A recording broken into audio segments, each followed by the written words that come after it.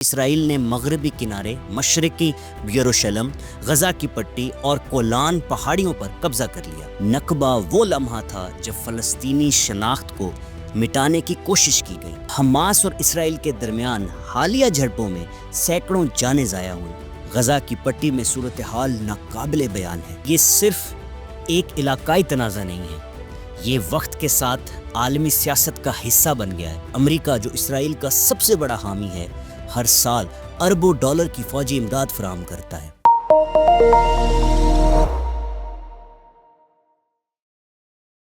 السلام علیکم ناظرین، میں ہوں آپ کا ہوسٹ، آپ کا دوست ڈاکٹر سمر ہمدانی، اور آپ دیکھ رہے ہیں پوڈ کاسٹ ود ڈاکٹر سمر ہمدانی۔ ناظرین، ہم آج بات کر رہے ہیں حماس اور اسرائیل کے درمیان جنگ بندی جو ہوئی ہے، اس تنازع کے اوپر۔ یہ ایک تنازع ایک صدی سے زیادہ عرصے سے جاری ہے، اور آج بھی یہ دنیا کی سیاست، انسانی حقوق اور عالمی امن پر گہرے اثرات ڈال رہا ہے۔ آج ہم اس مسئلے کی تاریخی جڑوں کو سمجھیں گے، موجودہ حالات پر روشنی ڈالیں گے، اور یہ دیکھیں گے کہ یہ جنگ بندی آگے کیا اثر ڈال سکتی ہے۔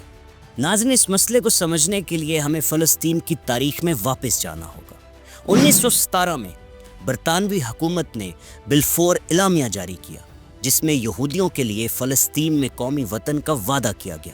یہ وہ وقت تھا کہ جب فلسطین خلافت عثمانیہ کے تحت تھا اور وہاں عرب مسلم اکثریت آباد تھی، لیکن بلفور اعلامیہ نے مشرق وسطی کی سیاست کو بدل کر رکھ دیا۔ ناظرین، اگر بات کی جائے 1948 کی، تو اسرائیل کا قیام 1948 میں آیا، جو کہ فلسطینیوں کے لیے یہ دن نکبہ یعنی تباہی کہلاتا ہے، کیونکہ لاکھوں فلسطینی اپنے گھروں سے بے دخل ہو گئے۔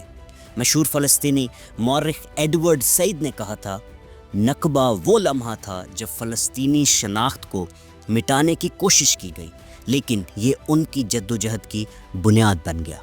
ناظرین، اس سلسلے میں ہم بات کریں گے 1967 کی جنگ، جو 6 روزہ جنگ رہی، جس میں اسرائیل نے مغربی کنارے، مشرقی یروشلم، غزہ کی پٹی اور گولان پہاڑیوں پر قبضہ کر لیا۔ اس کے بعد فلسطینی عوام کے لیے آزادی کا خواب اور دور ہو گیا۔ اگر بات کریں 1987 کی، تو 1987 میں حماس کی بنیاد رکھی گئی۔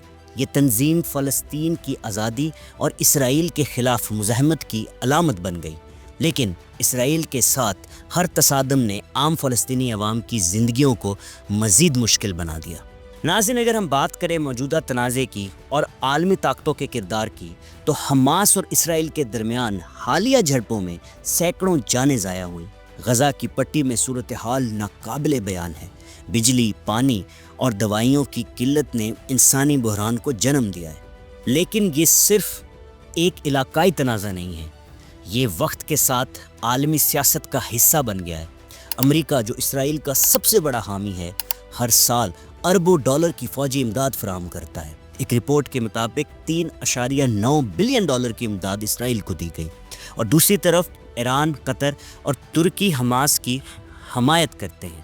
اگر ناظرین میں حوالے کی بات کروں، تو نوام چومسکی، جو عالمی سیاست کے ماہر ہیں، اپنی کتاب دی فیٹفل ٹرائنگل میں لکھتے ہیں، امریکہ اور اسرائیل کا اتحاد نہ صرف اخلاقی طور پر ناقابل قبول ہے، بلکہ اس نے مشرق وسطی کو جنگوں اور بدامنی میں جھونک دیا ہے۔ ناظرین، اگر بات کی جائے جنگ بندی اور قیدیوں کے معاملات کی، تو حالیہ جنگ بندی میں مصر اور قطر نے اہم کردار ادا کیا ہے۔ تاریخ گواہ ہے کہ اسرائیل اور فلسطین کے درمیان قیدیوں کے تبادلے ہمیشہ تنازع کے خاتمے میں اہم رہے ہیں۔ 2011 کا اگر میں حوالہ دوں، تو 2011 میں اسرائیلی سپاہی گلاد شالیت کے بدلے میں 1000 فلسطینی قیدیوں کی رہائی کی گئی۔ موجودہ جنگ بندی میں بھی قیدیوں کا مسئلہ ہی ایک بڑا موضوع ہے۔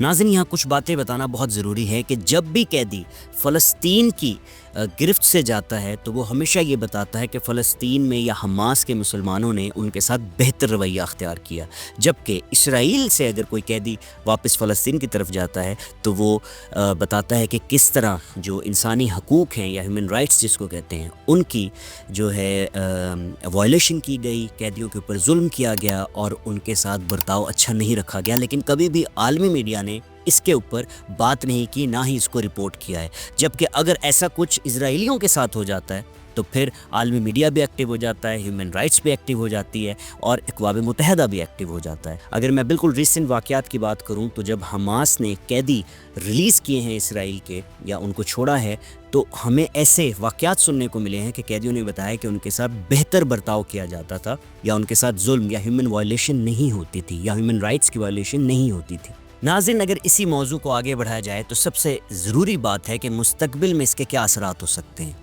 اب سوال یہ پیدا ہوتا ہے کہ یہ جنگ بندی آگے کیا اثر ڈالے گی؟ فلسطینی عوام کے لیے یہ امن کا آغاز تو ہو سکتا ہے، لیکن ان کی زندگیوں کو بہتر بنانے کے لیے عالمی برادری کو زیادہ ذمہ داری لینا ہوگی۔ اگر میں بات کرتا ہوں دوسری طرف اسرائیل کی، تو اسرائیل کے اندرونی مسائل بڑھ رہے ہیں۔ وزیر اعظم نیتن یاہو کی حکومت کو اپنے فیصلوں پر سخت تنقید کا سامنا ہے، جبکہ فلسطین کی بات کی جائے تو وہاں بہت ہی مسئلے درکار ہیں۔ اقوام متحدہ نے کئی بار فلسطین کے مسئلے کے 2 ریاستی حل پر زور دیا ہے، لیکن حقیقت یہ ہے کہ یہ حل ابھی بھی دور تک نظر نہیں آتا، کیونکہ فلسطین اس وقت جو اب کنڈیشن میں ہے، آئی تھنک اس کو اس وقت سب سے زیادہ سپورٹ کی ضرورت ہے، عالمی برادری کی، امدادوں کی، کیونکہ وہاں پہ بجلی کا بحران ہے، وہاں پہ کھانے کا بحران ہے، وہاں پہ پانی کا بحران ہے، وہاں پہ صحت کا بحران ہے، اور ان سب چیزوں سے نمٹنے کے لیے کم سے کم 10 سے 15 سال کا عرصہ درکار ہوگا، کیونکہ انفراسٹرکچر تک تباہ ہو چکا ہوا ہے۔ تعلیمی ادارے، اور اگر میں ہسپتالوں کی بات کروں یا گورنمنٹ کے اداروں کی بات کروں، تو سب کچھ اس وقت تباہ ہو چکا ہے۔ اس کے لیے کم سے کم 10 سے 15 سال کا عرصہ درکار ہوگا۔ میں یہ کہنا چاہوں گا کہ حماس اور اسرائیل کے درمیان جو تنازع ہے وہ صرف 2 فریقوں کی جنگ اب نہیں رہا، بلکہ یہ انسانی حقوق، مذہبی اختلافات اور عالمی سیاست کا آئینہ دار ہے۔ میں نیلسن منڈیلا کو یہاں کوٹ کرنا چاہوں گا، وہ کہتے ہیں کہ امن صرف جنگ بندی سے ممکن نہیں ہے، اس کے لیے انصاف اور مساوات ضروری ہے۔ اور آپ کو پتہ ہے وقت کے ساتھ ساتھ ہماری دنیا میں آج کے ٹائم میں انصاف اور مساوات ہمارے خون سے جا چکا ہے، اور ہم اب نہ انصاف کے لیے آواز اٹھاتے ہیں اور نہ ہی مساوات کا درس دینا چاہتے ہیں، کیونکہ ہمیں ڈر لگتا ہے کہ وہ سسٹم جو ہم نے تباہ کر دیا ہوا ہے اس وقت، وہ سسٹم جو اس وقت ڈسٹرائے ہو چکا ہوا ہے ہیومینٹی کا، وہ کہیں دوبارہ سے واپس نہ آ جائے، بحال نہ ہو جائے۔ اگر وہ بحال ہوگا تو کتنی ہی طاقتیں ہیں جو تباہ و برباد ہو جائیں گی۔